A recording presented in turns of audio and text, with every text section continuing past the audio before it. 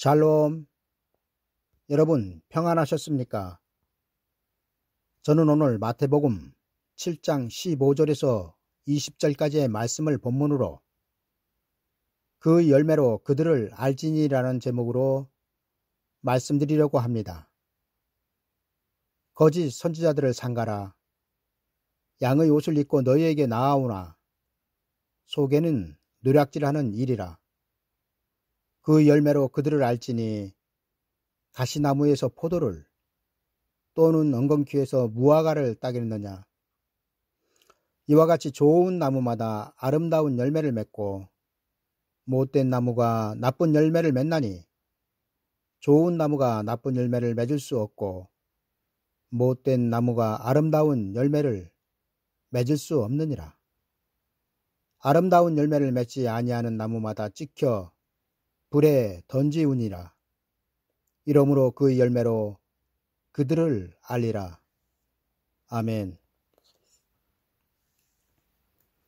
성경은 많은 부분에서 거짓 선지자를 조심하라고 기록하고 있습니다. 그렇다면 거짓 선지자는 어떻게 분별할 수 있을까요?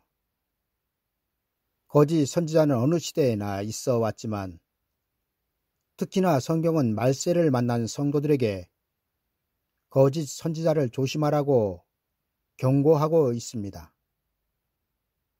그리고 오늘 말씀은 거짓 선지자를 분별하는 방법으로 그 열매를 보라고 말씀하고 있습니다. 그렇다면 성경이 말씀하고 있는 그 열매는 어떤 열매일까요? 믿음의 열매일까요? 아니면 행함의 열매일까요?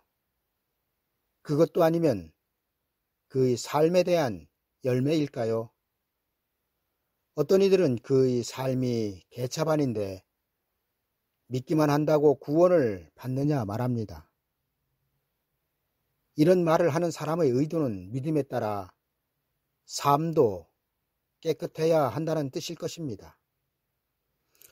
그러나 여러분, 은혜시대의 구원에는 믿음에 따라 이러한 깨끗한 삶으로 구원을 받는 것이 아닙니다. 여러분, 우리는 예수 그리스도의 이름으로 인류 최초로 구원을 받은 사람이 어떤 상황에서 어떻게 구원을 받았는지를 깨달아 알아야 합니다. 다시 말씀드리면 강도의 구원에 대하여 우리는 하나님의 의도하심이 무엇인지를 알아야 한다는 것입니다.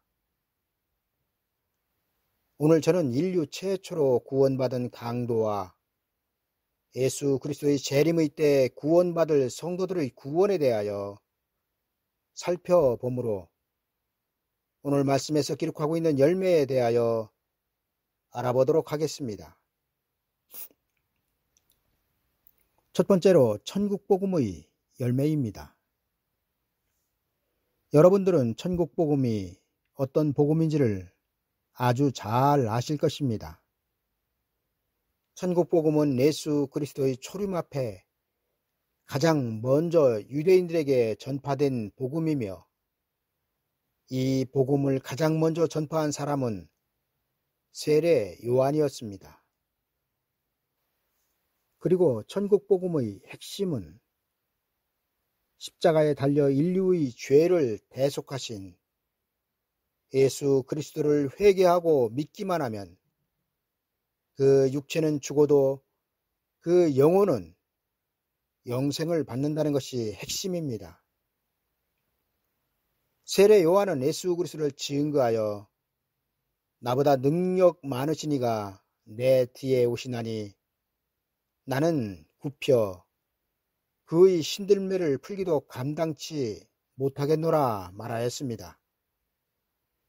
그리고 세례 요한이 이렇게 말한 이유는 예수 그리스도는 하나님이시기 때문에 창조주와 피조물의 관계를 말한 것이 아니라 세례 요한은 율법에 속한 사람이었기 때문에 복음을 이루려 오신 예수 그리스도를 자기와 비교하여 이렇게 증거한 것입니다.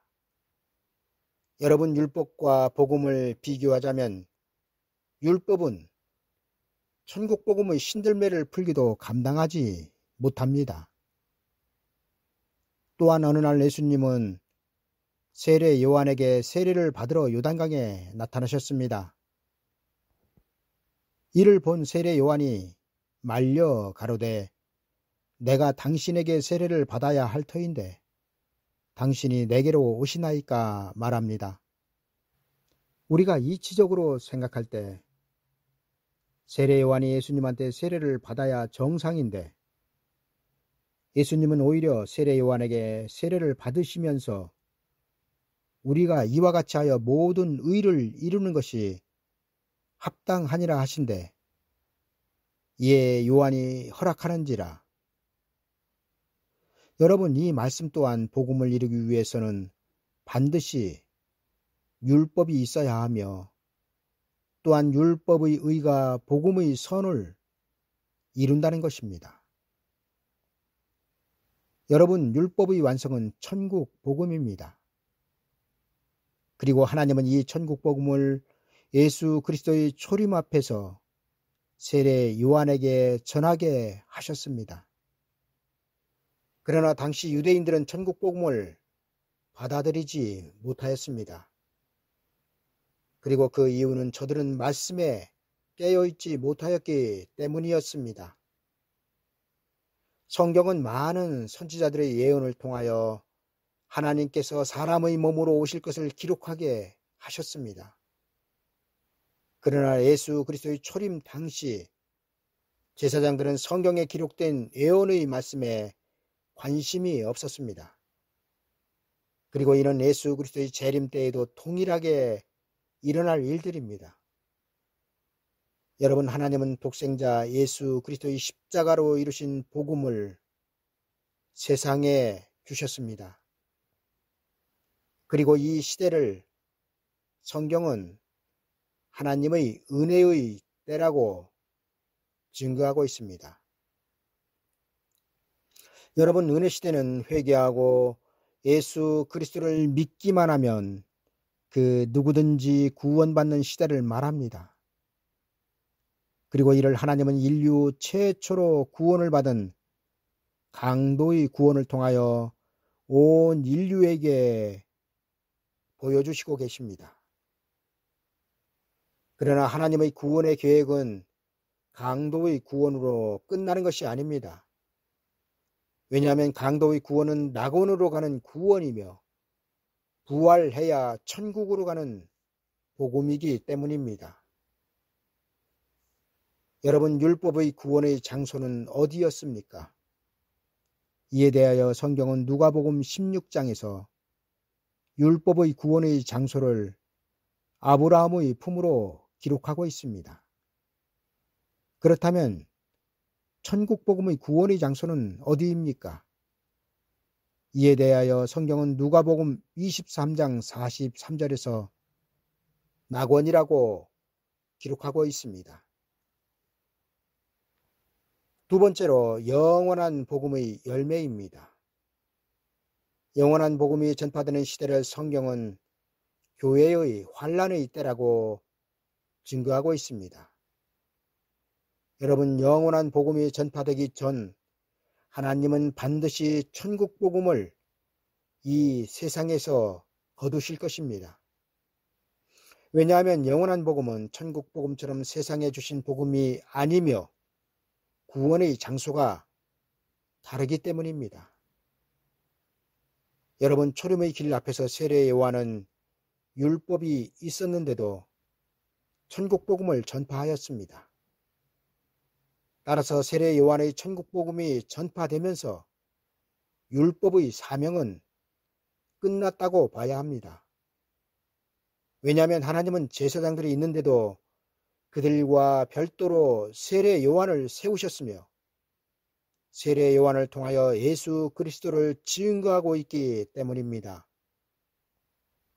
따라서 세례 요한이 광야에서 나팔을 불기 시작할 때는 제사장들은 패하여졌다고 봐야 하는 것입니다. 그리고 마지막 때도 이와 동일한 일들이 일어난다고 성경은 기록하여 증거하고 있는데 이 시대 하나님의 종들은 옛날 제사장들처럼 눈 멀고 귀 먹은 사람들처럼 말씀에 깨어있지 못한 설교들을 하고 있습니다. 그러나 이런 하나님의 종들을 예수 그리스도의 재림의 나팔이 울리면 하나님은 저들의 사명을 폐하실 것입니다. 여러분, 천국 복음은 예수 그리스도의 재림 직전까지만 유효하며 예수 그리스도의 재림의 나팔이 불려지면 복음의 사명이 끝나기 때문에 천국 복음을 전하는 은혜 시대의 종들의 사명도 끝나는 것입니다. 그리고 이를 아는 것은 매우 중요합니다. 왜냐하면 구원에 관한 죽고 사는 문제가 되기 때문입니다. 여러분, 소림 때 세례 요한이 광야에서 예수 그리스도를 증거할 때는 유대인들은 세례 요한의 말을 들어야 했습니다. 그리고 예수 그리스도의 재림 때 세례 요한과 같은 두 증인이 말씀을 전파하면 교회는 두 증인의 말을 들어야 합니다. 왜냐하면 하나님께서 예루살렘 성전의 문을 닫으셨듯이 낙원으로 가는 문이 닫힐 것이기 때문입니다. 이제 말씀을 정리하겠습니다. 하나님은 모세를 통하여 율법을 하나님의 백성이었던 유대인들에게 주셨습니다. 그리고 율법의 구원의 장소는 아브라함의 품이었습니다. 그러나 천국 복음이 전파된 이후 이제 더 이상 율법으로 가던 구원의 장소였던 아브라함의 품으로 가는 사람은 없습니다. 왜냐하면 복음은 율법의 완성이며 율법이 완성되었다는 것은 죄와 구원의 문제가 완성되었다는 것이기 때문입니다. 따라서 성경은 천국 복음 이후의 구원의 장소를 낙원으로 증거하고 있습니다. 여러분, 구원의 장소인 낙원은 이 세상에서 회개하고 예수 그리스도를 믿어 구원을 받은 사람들이 그 육체는 구원을 받지 못하고 이 땅에서 장사 지낸 바 되지만 그 영혼은 구원을 받아 가는 장소를 말합니다. 그리고 낙원에 있던 영혼들은 장차 부활하여 천국으로 들어갈 것입니다. 그러나 예수 그리스도의 재림 앞에 전파될 영원한 복음은 죽어서 가는 낙원을 거치지 않고 살아서 예수 그리스도의 재림을 영접하여 천년 왕국으로 들어갈 것입니다. 그리고 오늘 말씀은 이들의 열매가 다르다는 것입니다.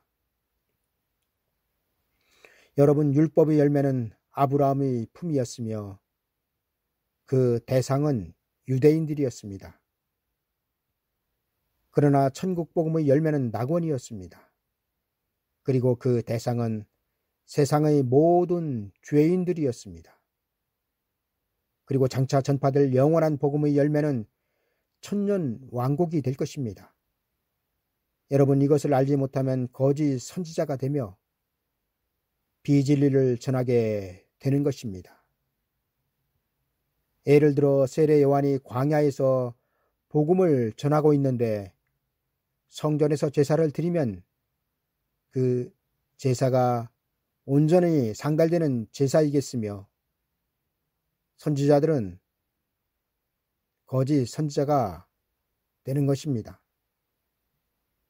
그리고 두 증인이 굵은 베옷을 입고 1260일 동안 예언하기 시작하면 천국 복음을 전하던 자들은 거짓 선지자가 되는 것입니다.